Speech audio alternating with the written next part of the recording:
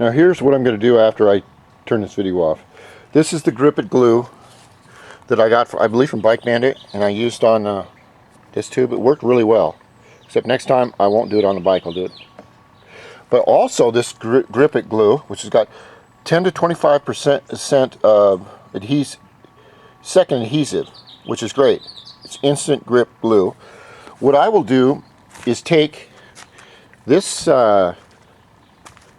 old thing that I was using. This is my return line right here. You can see it's pretty small, but this return line has to fit in this. This is probably an 1/8 inch. This is a 1/4 inch. It has to fit in this 1/4 inch deal.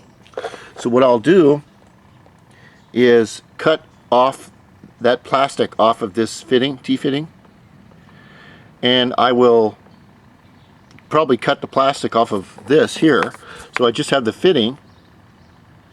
And then I will fit it up to here, and then I'll take that and fit it onto this end right here. Then what I will do is take this top part, I'll take another separate line and put it down the gullet there, or I'll connect it to this one right here, this line right here. So actually what I'm doing is switching them both. And I just made that mistake because when I got the bottle, they didn't tell you exactly how it worked. And now that I look at it, it works pretty good. So I had two problems, and hopefully I fixed them.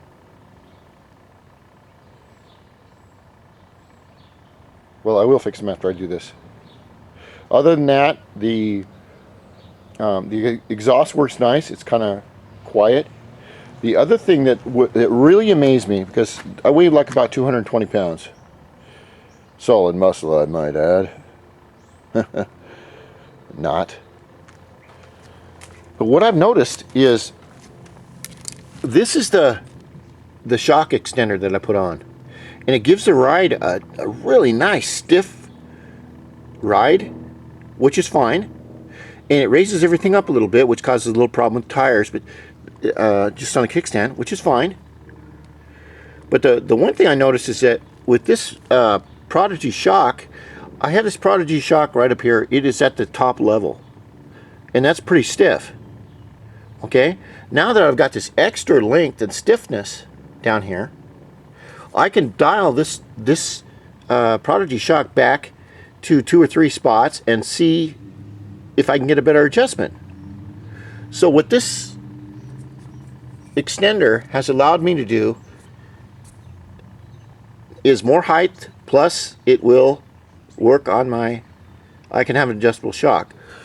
Also the black thing that goes right down here won't hit on this, and the pipe right here, as you can see here, right here, this area right here was hitting on the bottom of the light right here, destroying it, and it won't hit there. So I'm really happy with the stuff I bought so far. Now all I have to do is dial it in so I can take it to the racetrack. The motor's running too hot. It's running about 250, but I think that is a problem with the radiator. You got to remember that when you first put fluid in these things, it takes, I don't know, it takes 5 or 6 miles for the engine to really flush out all the little air bubbles that are stuck in the head. And any air bubbles that are stuck in the head will cause a lot of heat surges. So that's normal. And then the next thing, of course, is whenever you park the bike, you want to look underneath it. There should be no drips. If there's any drips, then you probably have a problem. It's probably a small problem that you're going to have to turn to a big problem. I took an old Kickstarter here, since it's got so much compression. I had 2 old Kickstarters.